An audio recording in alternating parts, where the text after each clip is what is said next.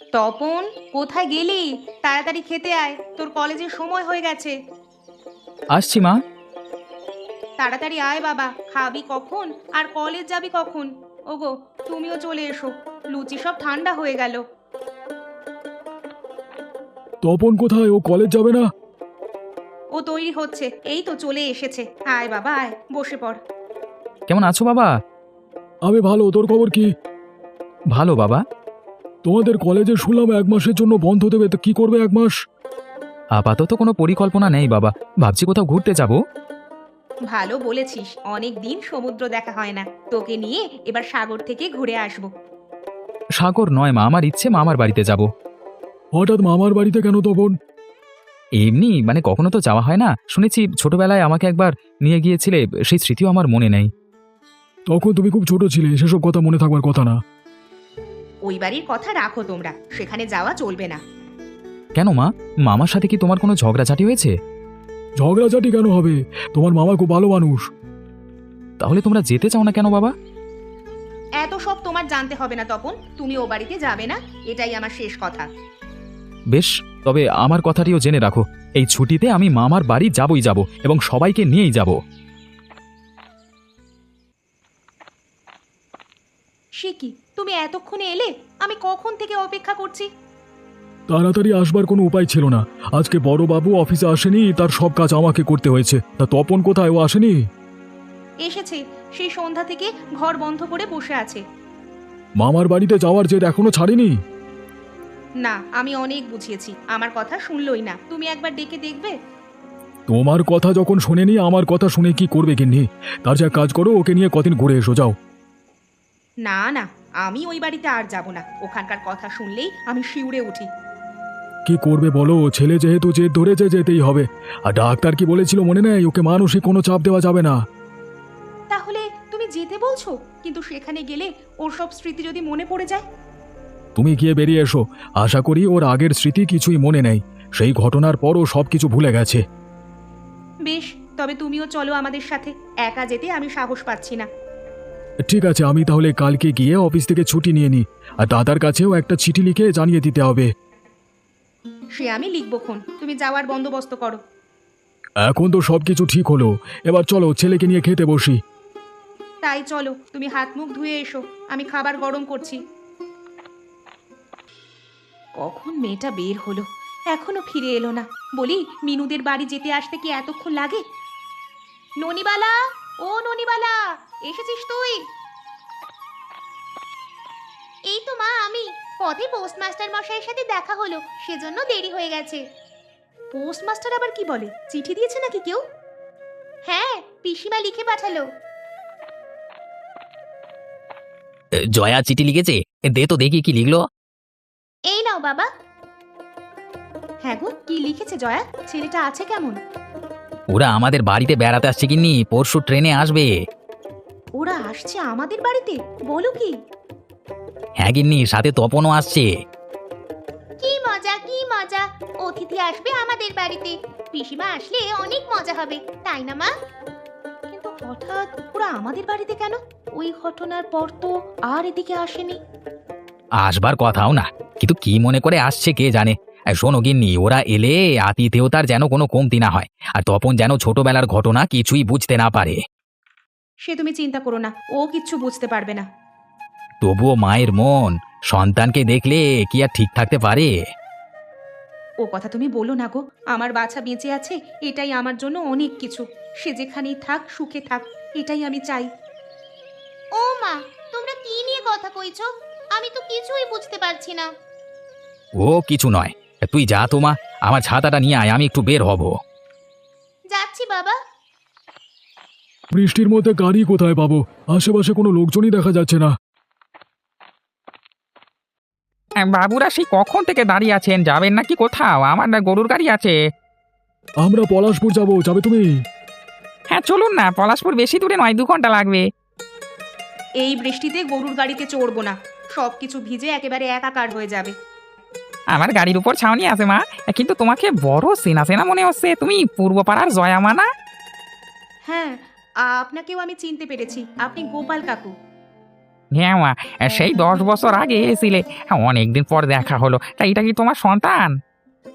হ্যাঁ, এটা আমার ছেলে তপন। আহারে, তোমার ছেলেটা কত বড় হয়েছে গো! ওই ছেলেটা বেঁচে থাকলে এটুকুই হতো। সে আর বলবেন না, সবই বিধাতার ইচ্ছে, না হলে এমন অঘটন ঘটবে কেন? যাক, দুজনের একজন তো বেঁচে আছে। জলে ডুবে মৃত্যু, সে কি কষ্টের! মারা গেলেও কি গতি আছে? আত্মা হয়ে থাকতে হয় পৃথিবীতে। মা, উনি কাকে নিয়ে কথা বলছেন? কে মারা গেছে জলে ডুবে? ও কিছু নয় বাবা, তোমার মামাতো ভাই ছোটবেলায় জলে ডুবে মারা গেছিল, উনি সেই কথাই বলছেন। এখন তবে চলো রওনা দেওয়া যাক, বৃষ্টিটা একটু ধরেছে। তাই চলো, আমার গাড়িটা স্টেশনের বাইরে আছে। এইটুকু তোমাদের হেঁটে আইতে হইব। এসো এসো। হ্যাঁ, গিন্নি, আরে ও গিন্নি, কোথায় গেলে? বলি, ওদের আজকে আসবার কথা, রান্না বান্না শুরু করেছো? হ্যাঁ গো হ্যাঁ, আমি সব রান্না করে রেখেছি। তা ওরা আসবে কখন? ট্রেন তো চলে আসার কথা। আরে আমি গিয়ে দেখি আসলো কিনা। আমার ছাতাটা দাও তো গিন্নি, আজকে যা রোদ উঠেছে কলা, ছাতা ছাড়া কোথাও যাওয়া যাবে না। আর যেতে হবে না দাদা, আমরা চলে এসেছি। এসো এসো প্রকাশ, অনেকদিন পর দেখা, কত বুড়ো হয়ে গেছো তুমি। আপনি কিন্তু দাদা আগের মতোই আছেন, একটু পাল্টাননি। হ্যাঁ গো, ওই ছেলেটা কি তপন? কত বড় হয়ে গেছে ও। হ্যাঁ বৌদি, এই তোমাদের তপন। যা বাবা, মামা মামিকে প্রণাম কর। থাক থাক বাবা, প্রণাম করতে হবে না, আশীর্বাদ করি বেঁচে থাকো। ছেলেটা দেখতে একেবারে আমার শ্বশুর মশাইয়ের মতো হয়েছে। হ্যাঁ গো, তোমরা বাইরে দাঁড়িয়ে থাকবে নাকি ঘরে আসবে? যাও যাও, ঘরে যাও, ওদের নিয়ে যাও। আমি আমি একটু হাটে যাচ্ছি, দেখি মাছ মাংস কিছু পাই কিনা। হ্যাঁ হ্যাঁ। চলো বৌদি, এত দূর পথ পাড়ি দিয়ে এসেছি, খুব জল তেষ্টা পেয়েছে গো। এসো এসো তোমরা, আমি বেলের শরবত নিয়ে আসছি, খেলে প্রাণ ঠান্ডা হয়ে যাবে। নাও বাবা, মাছের মুড়োটা তুমি খাও। না না, এত বড় মুড়ো আমি খেতে পারবো না মামি। ওটা ননির জন্য রাখুন। সে সব সময় খাচ্ছে, তুমি এখন খাও। একেবারে নদীর তাজা মাছ, এর স্বাদ অন্য কোনো মাছে পাবে না। ও হ্যাঁ, তপনের জন্য পায়েস রাঁধুনি গিন্নি, ও পায়েস খুব পছন্দ করতো। হ্যাঁ হ্যাঁ, ও আমি রান্না করে রেখে দিয়েছি। অননিমা, পায়েসটা নিয়ে আয় তো। তা এতদিন পর ছেলেকে পেয়ে কেবল তার আপ্যায়ন করলে হবে বৌদি? আমরা তো দুজন মানুষ আছি। কি যে বলো ভাই, এতদিন পর তোমরা এসেছো, এতে আমরা খুব খুশি হয়েছি। আর কি লাগবে বলো, আমি এক্ষুনি এনে দিচ্ছি। না না, আর কিছু লাগবে না বৌদি, ও এমনি মজা করছে। তুমি আমাদের জন্য এতটা ব্যস্ত হয়েও না। যা লাগে তোমরা নিজের হাতে নিয়ে খাও, একটুও লজ্জা পাবে না। আজকের খাবারটা বেশ হয়েছে, এমন খাবার যদি রোজ পেতাম। হ্যাঁ, বৌদির রান্না তো তোমার কাছে বেশ লাগবে, আর আমি যা রাঁধি তা তো মুখে রোচে না। আমি কি তাই বলেছি নাকি? আমি বলেছি আতিথেও তার কথা, এভাবে এত খাবার তো আর রোজ পাই না। বাবা সত্যি বলেছে মা, মামা মামি আমাদেরকে অনেক আপ্যায়ন করছে। বিশেষ করে আমাকে মামিমা সবসময় চোখে চোখে রাখছেন। এরকমটা তুমি ছাড়া কেউ করে না। ওনার সাথে তুমি বেশি কথা বলবে না তপন, যত সম্ভব দূরে দূরে থাকবে। কে মা, একজন আমাকে স্নেহ করলে আমি দূরে থাকবো কেন? আমি এত সব তো তোমাকে বলতে পারবো না, যা বলছি তাই করবে। এখন যাও, অনেক রাত হয়েছে, গিয়ে শুয়ে পড়ো। ঠিক আছে মা, শুভরাত্রি। কাজটা কি ঠিক করলে কিন্নি? কঠিন কথা বলে ছেলেটার মনে কষ্ট দিলে। তুমি চুপ করো, আমি শুরুতেই এ বাড়িতে আসতে চাইছিলাম না, তুমি এনে সমস্যায় ফেললে। এখন তপন যদি সব জেনে যায়? সত্য কখনো চাপা থাকে না কিন্নি, ও একদিন না একদিন আসল কথা জানবেই, সেদিনের জন্য তুমি প্রস্তুত হও। ওই দিন কখনো আসতে দিব না, তার আগে সবকিছু ধ্বংস করে দিব। সে তুমি চেষ্টা করে দেখতে পারো, কিন্তু একটা কথা মনে রেখো, সত্য কখনো চাপা থাকে না, তাই সবকিছু মেনে নেওয়ার মানসিকতা তৈরি করো, বুঝলে?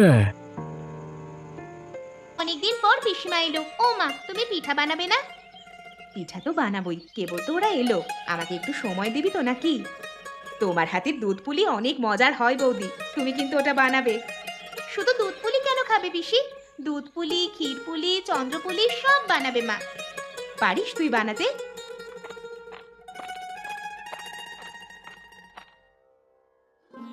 মা, আমি একটু বের হচ্ছি।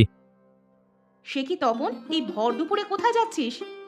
পুকুর পাড়ে যাবো মা, ওখানে শান বাঁধানো ঘাটে গিয়ে বসবো। পুকুর ঘাটে? না না বাছা, ওখানে তোর যেতে হবে না, ওই পুকুরের ত্রিসীমানাতেও তুই যাবি না। কেন যাব না মা? আমি তো আর জলে নামবো না, ওপরেই বসে থাকবো। মায়ের কথা মানতে হয় বাছা। ওখানে তুমি যেও না, পুকুরটা বড় ভালো নয়। ঠিক আছে, আপনারা যখন বলছেন আমি যাব না। তাহলে আমি বাগানের দিকে যাচ্ছি, ওখানে যেতে তো সমস্যা নেই। ওই পুকুর ছাড়া যে কোনো জায়গায় তুমি যেতে পারো, কোনো সমস্যা হবে না।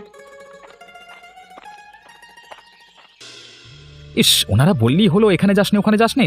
মনে হয় আমি এখনো ছোট্ট খোকাটি রয়েছি, কারোর কথা আমি শুনবো না। ধর, কি হয়েছে বাপধন, একা একা কি বকছো? ও আপনি সেদিন আসবার সময় আপনার গাড়িতে এসেছিলাম তাই না? হ্যাঁ ঠিক ধরেছো, আজকে খুব গরম পড়েছে, সেই জন্য গরুগুলোকে ছায়ায় রেখে এখানে বসে এসে বইছি। এটা তুমি কি বলছিলে আস্তে আস্তে? আর বলবে না দাদু, বাবা মা আমাকে কোথাও যেতে দেয় না, মামার বাড়িতে তো আসতেই চায় না। আসবে কেন? এই বাড়িতে যে এক অঘটন ঘটে গেছিল, তারপর আর কে আসে? অঘটন? কিসের অঘটন? ওসব বলা যাবে না বাসা, এই তোমার মামার কঠিন নিষেধ আছে। ওই ঘটনা কেবল আমরা কয়েকজন জানি, যদি আমি বলে ফেলি তবে কর্তার রোষানলে পড়তে হবে। আমি কাউকে বলবো না, দয়া করে কি হয়েছে আপনি আমাকে বলুন। ঠিক তো, কাউকে তুমি বলবে না তো? কথা দিচ্ছি কাউকে বলবো না। শোনো তবে, আজকে থেকে 10 বছর আগে জয়া আর প্রকাশ গাঁয়ে এসেছিল। সেদিনও আমারই গাড়িতে এসেছিল ওরা, সাথে ছিল একমাত্র সন্তান বাবলু। বাবলু? কিন্তু আমি তো বাবলু নই।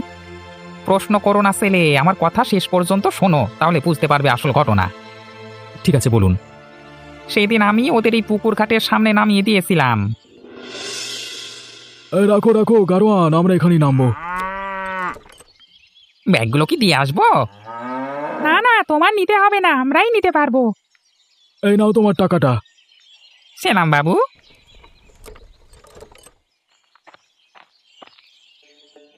আরে আরে, তোরা চলে এসেছিস, আমি এক্ষুনি স্টেশনে যেতাম তো। আজ ট্রেন অনেক তাড়াতাড়ি এসেছে গো দাদা। তা তপন, কেমন আছিস? কত বড় হয়ে গেছিস এই কদিনে। ভালো আছি পিসি। তা তোমরা এখানেই কি দাঁড়িয়ে থাকবে নাকি ভেতরে আসবে? এখানে থাকতে ভালো লাগছে বৌদি, পুকুর পাড়টা খুব শীতল বুঝলে। এই পরে এসে বসো, নতুন ঘাট গড়িয়ে দিয়েছি, সেখানে বসে স্নানও করতে পারবে। চলো বাবলু, পুকুরে নামি, এখানে সাঁতার কাটতে অনেক ভালো লাগে। কিন্তু আমি যে সাঁতার জানি না।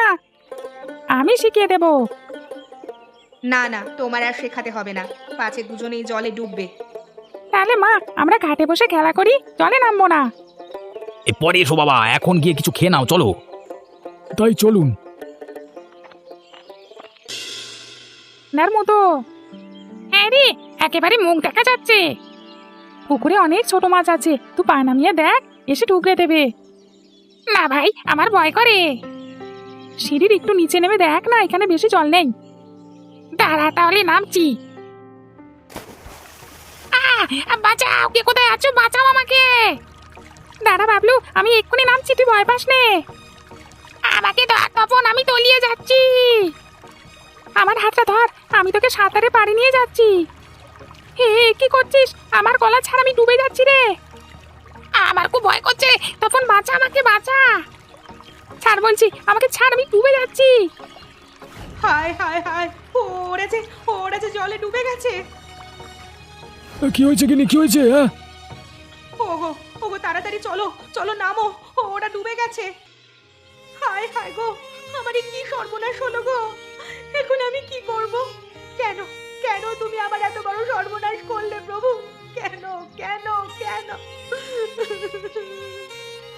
কোন দুঃখে আমি এই বাড়িতে এসেছিলাম, আগে জানলে কখনো আসতাম না। কোন পাপে আমার বাচ্চাকে কেড়ে নিলে বিধাতা? তোমরা কেঁদো না, ও এখনো মারা যায়নি, হাসপাতালে গেলে নিশ্চয়ই সুস্থ হয়ে যাবে। হ্যাঁ হ্যাঁ, হাসপাতালে নিয়ে যেতে হবে। আমি গোপালকে খবর দিচ্ছি, ও তো গাড়ি নিয়ে চলে আসছে, ওই তো। কি হয়েছে কথা? কে জলে ডুবে গেছে? দুটোরই অবস্থা খারাপ, তাড়াতাড়ি ওদের গাড়িতে তোলো, এক্ষুনি হাসপাতালে নিয়ে যেতে হবে, তাড়াতাড়ি চলো। একজন বেঁচে আছে কথা, ওই দেখুন বুক নড়ছে। মা, মা তুমি কোথায়? এই তো আমার বাচ্চা, তোর আর কোনো ভয় নেই বাপ, সব ঠিক হয়ে যাবে। আমি আমি আমি কোথায়? তুমি কে? ওগো ওগো, আমার বাচ্চা তো কথা বলে না, ওকে তুমি জাগিয়ে তোলো ওকে। ও আর কথা বলবে না মা, তোমার সন্তান আর নেই গো। কি, ও মারা গেছে? না না না, এ হতে পারে না। আমার বাচ্চাও বেঁচে আছে, ওকে আমি হাসপাতালে নিয়ে যাব।